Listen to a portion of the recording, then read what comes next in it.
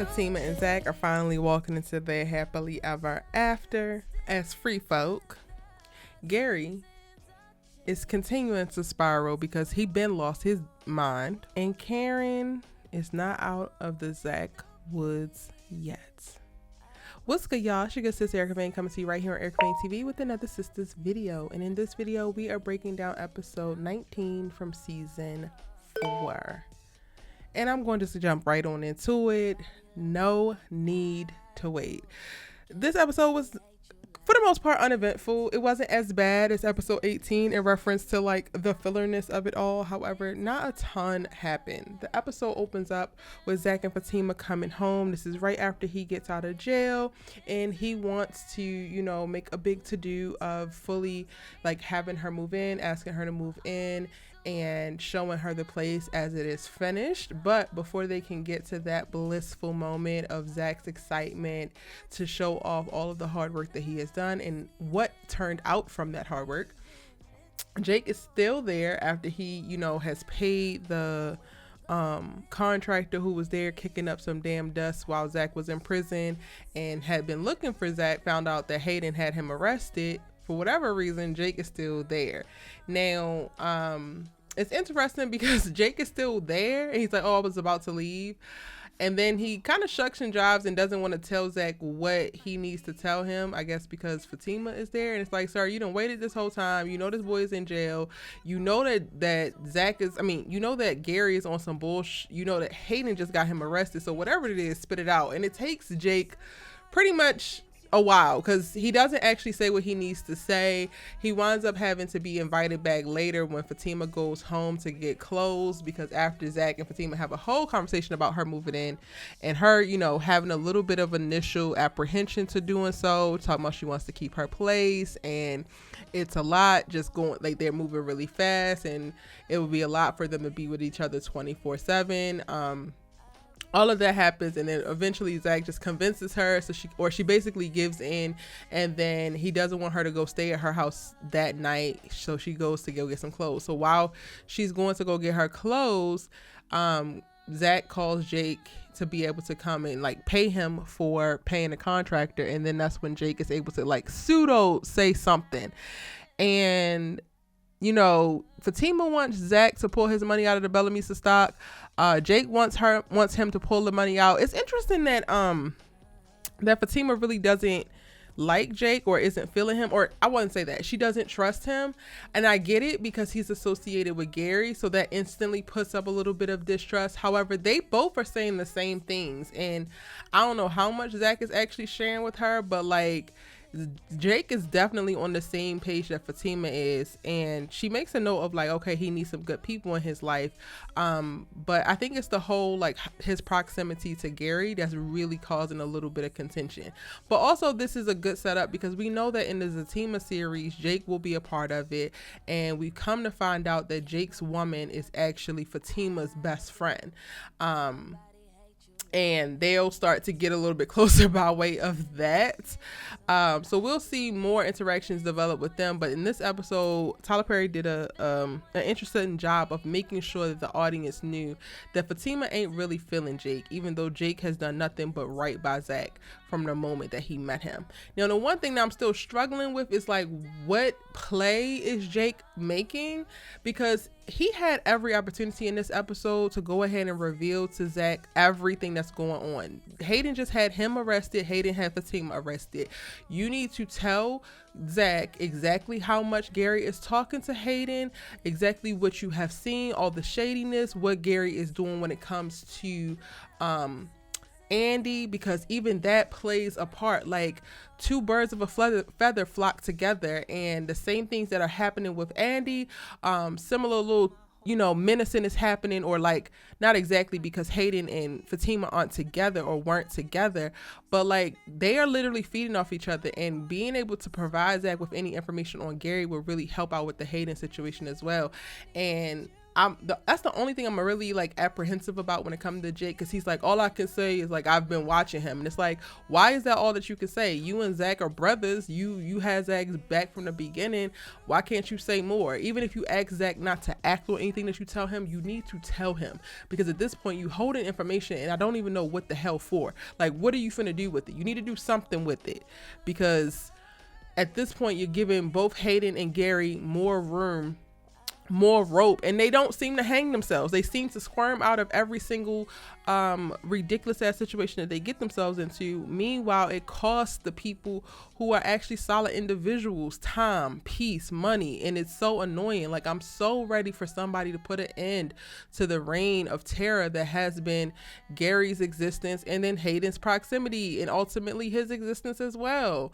And for whatever reason, Jake is being positioned to be that person to do so. However, he is standing on the sides when he need to jump his ass in. This is double dutch, baby. You better get to going. Anywho, that's really what's happening over in the Taylor's part of the world. Fatima also takes a call late in the episode from Andi that lets her know that Hayden has been combing through airport footage, and Andy's like, yo, tell me if something's going on with ZAC. If he got this money illegally, let me know, because we need to prepare ourselves. This boy is on a hunt and it seems like he has found something. And Fatima knows how ZAC actually got the tip, but of course she's not going to tell Andi, because friend or not, homie or not, best girlfriend, my best Judy or not, that's my man. And I got to figure out what our story going to be before I start telling anybody. And that's how you know that Fatima is a real one. She's like, I'm going to have ZAC call you back.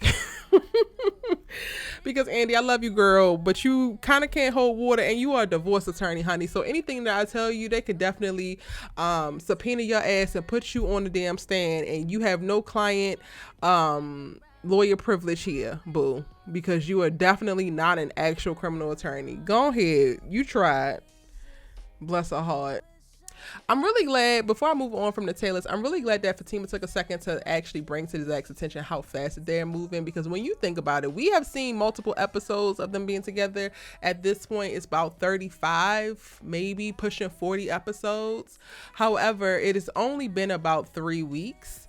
So they are definitely moving hella fast, and I'm glad that even though it didn't stop them, which I don't want it to stop them, I wanted it to be something that they actually spoke to, so that we are very aware of what's going on here. And it also, that gives further setup for the Zasima show, because we know that they're going to have tons of things that test their relationship. And when you are a couple that falls in love so quickly, gets entangled so very quickly, you are bound to have a lot of things at accelerated rate in reference to tension, stress, and drama that pops up that you have to deal with at accelerated rate, because you're moving so quickly. So again, I think we got a good amount of setup to the Zasima show, and I expect that the next 3 episodes for the rest of the season are going to continue to lay the groundwork for the Zasima show, specifically for ZAC and Fatima, in reference to their storylines, and I'm excited for it.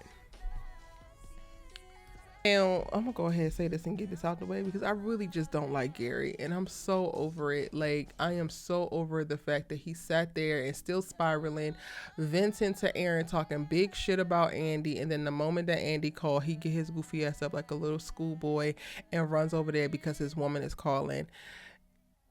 It is definitely sociopathic to me. Like, it's giving borderline schizophrenic. It's giving, you need to be put on a drip or something, sir, because this is actually not healthy. Something is literally wrong with you. You are in moments before talking about how you want every piece of whatever you bought for her back, basically running through your mind how much of a raggedy skank she is. And then the moment that she calls and says she wants to talk, now everything is all good. You all smiles. And Aaron, you just sitting there like the goofy ass supportive friend you are, just kind of like going with it. At this point, do we not realize that you cannot help this boy?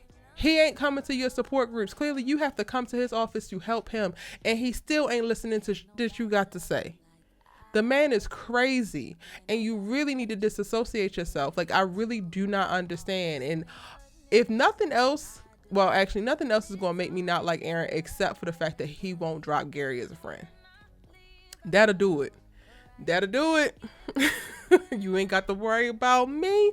You ain't got to worry about me. Aaron, I will toss your ass right on out. with the rest of the Gary garbage. Don't get it twisted. Now, when Gary finally goes over to Andy's, because Andi she's excited about Robin and she really likes Robin. She goes over to Danny's house to tell Danny how she just is enjoying Robin, but she can't stop thinking about Gary. This is stupid, y'all. I'm sorry. I've been trying to stay off of Andi's ass. Y'all should really commend me, because there's been quite a few videos where I've been chilling on her, but it's stupid. What exactly are you missing about Gary? What exactly are you smiling about Gary? We have not seen not one conversation that he's been able to uphold that has kept you chuckling or giggling or just make you think. He doesn't give you any real advice that actually moves your career or anything forward. He is literally an utter menace to your life, and the only thing that he's been able to do is buy expensive things, girl, and that is not enough. He has not even slept with you in weeks, honey. He has not slept with you since putting up that BS excuse about envisioning Paris and you and giving you all that damn drama and bringing that woman into your house. Like, girl, what is it that you actually miss? Because what it's given, Andi, honestly, is that you missed the damn drama. Because right now you entertaining a man who's going to ask you flat out, hey, did you sleep with ZAC? No, I didn't. Okay, cool. I just wanted to check because I didn't actually know why you were sticking your neck out for him. Cool. I believe you. Moving on. You used to the rah-rah, you used to the jealousy, you used to the damn drama, and that's what the hell your ass missed, and I hate that for you. It's giving bird-ass behavior, Andi, and you need to cut it the hell out. Truly. Gary brings his ass over here to this goddamn penthouse, and he starts to have a damn conniption, seeing Andi in all the spots that she was at with Robin, drinking out the glass, him kissing on the show, like all of the things are flashing back to him, and he is losing it. He can't even keep his composure for all of 3 seconds without envisioning all of the things that his ass shouldn't have been able to see anyway, but his jealous, manipulative, and narcissistic nature put him in a position that he's spying on you, and this is the man that you miss. This is the man that you want to call so damn bad. This is the man that you want to have dinner with. All the while, that same damn night, you had somebody come over to sweep the house for bugs and cameras because you believed that he was capable of spying on you. Couldn't find any, but come to find out he was still spying on you. Andi, this is stupid. Plain and simple. It is stupid, mama. And you smarter than this, you're better than this. And I'm really getting so annoyed having to watch it week after week. Now, what I will say, Tyler Perry gave us a couple weeks off. He gave us about 3 weeks off because Gary, Andi wasn't thinking about him. She was too worried about getting it in with Robin and Robin popping up and Robin coming to the rescue and saving ZAC and saving Fatima. And she was showing up as a really good friend, giving Karen great advice, even though Tyler Perry wound up rewriting that out because they forget that they actually have this conversation. We were literally almost out the woods, and then this episode comes and Andi wants to call Gary. For why? Make it make sense, because it don't. And honestly, I would love to know, what is it that you love about him so damn much? Andi, you sit on this couch with Danny, talk about you love Gary. What is it that you love about him? I have yet to see that from you, and I have yet to see that from Gary. At least when it comes to ZAC and Karen, we know what they actually loved about each other. We have actually seen moments of them truly loving each other amongst the mess. Andi, you have gone from chaotic moment to stressful moment to belittling moment to menacing moment back to chaotic moment. I have yet to see you as a happy couple with Gary, and meanwhile you keep trying to sell me this bullshit ass dream about how you love and miss this man so much. What do you miss, boo? Finding women in your bed, being told that you a hoe, being the other woman, only getting sex at 6 o'clock in the morning before he's supposed to go to the gym and then go back to his wife? What are you missing? I'm waiting, honey. Let me get off of Andi's head, but child, I'm pretty much through. Honestly, I am pretty much through with everybody on the show at this point. And that's including my good sis Karen, because Tyler Perry got her out here looking 5 types of damn crazy. And I don't even know what to say anymore at this point. I don't mind the I can't get over you storyline. I don't even mind a delusional storyline because, again, I have been there before. Plenty of women have been there before, and we could not move on. But the bare minimum for me is for it to be authentic and realistic. And the stuff that Karen is saying in this episode is not authentic and it's not realistic. She could be stuck on ZAC without trying to make ZAC take back some keys that his ass didn't even remember that he left them in the damn couch. She could still be stuck on ZAC without telling Sabrina that she know that he gonna come back. Girl, he's built a whole damn duplex with Fatima. Like, I just need a little bit more authentic dialogue and processing. And I personally feel like even with a lot of the delusional, moments that a lot of y'all dub as delusion, I felt like those are more realistic in reference to her processing and in disbelief. But this whole thing with the keys and this whole thing that she telling Sabrina, oh, I don't like Aaron. Girl, lie to your mama. Don't lie to me or Sabrina. Because what you're not going to do is play like you don't like Aaron and you have liked him from the very beginning. And then you turn around and say that you confused, but then you don't like Aaron. Aaron is the confusion. The fact that you do like him, the fact that you do actually love him, you might not love him as much as you love ZAC, but you do actually love him, is what is causing the confusion. Because if you truly did not like Aaron, you wouldn't be doing half that you're doing, to be honest. And you would not be confused. You would still be gung-ho on trying to get your goddamn man back. But you realize that there's a solid partner right here waiting for you that wants you truly, that you actually want to be with. However, your dreams, your visions, and all of the stuff that you had already laid out for your life is creating a block for you that you cannot release, which is allowing you to not release ZAC, which is ultimately aiding in your confusion because you have a completely brand new, beautiful, healthy option in Aaron and the life there, but you also don't want to release the potential for what you thought could be with ZAC now that he's actually the man that he was supposed to be. That is where the confusion is, mama. You're not going to convince me that you're confused, but you also don't want Aaron at all, because there's no confusion there. Tyler Perry, I'm gonna need you to tighten up, sir. I don't have a problem with my sis being stuck on stupid when it come to ZAC, because we've all been there, but do it right. That's all I'm gonna say. Give her strong dialogue, give her strong motivations, give her consistent character movement. Even if it's not growth, even if it's regression, make that solid. How about that? And this whole keys thing added in ain't solid. This whole telling Sabrina he goes out and sleeps with women, then he come right back. Girl, he ain't been back. Baby, before he would have been back by now, honey. The time is up. You know that. We know that. Tyler, don't try to sell me this bullshit. Don't piss on my leg and tell me it's raining, Tyler. That's all I'm gonna say. That's not all I'm gonna say, but y'all get the point. Let me know what y'all think in the comment section down below, and don't take this as an opportunity to try to drag your nuts across Karen's forehead, because I am reading her right now, but also keep it cute. I still love her. And then who else am I tired of? Danni. Danni said in this episode that Preston has not unlearned his racist upbringing. And I was taken completely aback, y'all, because when has Preston been racist in the whole damn show? Can y'all really tell me in the comment section down below? Please tell me the episode and the minute marker where Preston was actually racist. I did not know that Preston's problem is that he has to unlearn racism. Girl, 1 minute is he needs to learn more about how to be with a black woman and bring more to the table when it comes to specifically entertaining a black woman romantically, and now he got to unlearn racism. Which one is it? Because I was with you until you lost my ass with the racism, honey. Yes, his family is racist, but he has never been racist to you that I remember.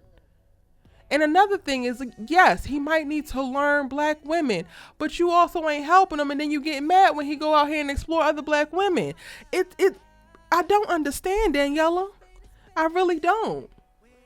And in all honesty, I'm going to go ahead and put this on TP too, because another thing that doesn't feel authentic to me when it comes to Daniella and this storyline behind dating this white man is that we get nothing but her pointing the finger at Preston and no internal dialogue or discussion of how she actually feels that she's showing up. I'm going to use myself as an example. I am not dating outside of my race. That is a decision I'm making today and have made in the past. Now, I don't know about the future, but I literally have told my friends who want me to explore other races, literally actively tell me this all the time. I tell them I am not there on my journey, okay? I am not open to it. And I am not open to it because 1, I don't see that for myself. 2, I don't want to do the work of like having to teach someone how to relate to me. There's all of these things that happen in my head, right? That are specific to me before I even meet this man of a different race and whatever he brings to it. We have yet to see anything from Daniella's dialogue internally about her struggling with this interracial relationship. It is only Preston. What Preston brings to the table, and nothing about what her preferences are, nothing about what her struggles with, nothing about that, which makes it to me completely unrelatable to see and makes Danny unlikable when she talks about it, because nobody is devoid of being able to grow or be better in any circumstance, especially when it comes to a relationship. So the fact that Danny can only point to Preston every single time a conversation comes up about her and Preston is a problem for me. It's a problem for me because yes, this man is white, but he also knows who he is, knows what he wants, knows where he's trying to go. And those are 3 things that Danny can't really say about her damn self. So aside from race, those are 3 things that you can learn from him, but you're blocking yourself from picking up because you're too focused on the superficial shit about him not knowing the songs that you want to sing or the books that you read. Well, I ain't seen you read a damn book, ain't smoking weed with you or whatever else you want him to find in commonality with you, but you also aren't actually walking him through the commonalities that you want him to relate to. Like it is all giving very much so what the hell, Danny. Truly. It's given what the hell. Yes, you've had instances where you feel like he's crossed boundaries. He showed up at your house unannounced. You don't like that. You've corrected it. He has yet to do that again. He has learned every single time that you've corrected him. He's adjusted. I don't know what else she wants from this man. And part of me feels like she don't actually want this man, but yet she's still entertaining him. Yet she's still talking about him. So it's like, girl, shit'll get off the pot. Cause this is annoying. It's giving Sabrina and Calvin and it's annoying. All right, y'all. I didn't expect this video to get this long. So that's where I'm going to leave it at for my breakdown for episode 19. If I missed anything, let me know in the comment section down below. Not much went on. Most of what I was talking about is just how I feel about these damn girls and their delusions. And it's your turn. Drop down in the comment section and let me know. Preston even took his ass to the bank to talk to Sabrina. You know what, Danny? I'm done. Let me know in the comment section what y'all thought about the episode, what y'all think about everybody's storyline and what they got going on. Be sure to give this video a like. And if you're new here, go ahead and hit that subscribe button so you don't miss out on any of my sisters' videos, as I do post a lot and I keep the sisters conversation going. And I would love for you to join the tribe by hitting subscribe. It's your good sis E that you love to talk TV with. And I'm going to see you in the next one. Bye.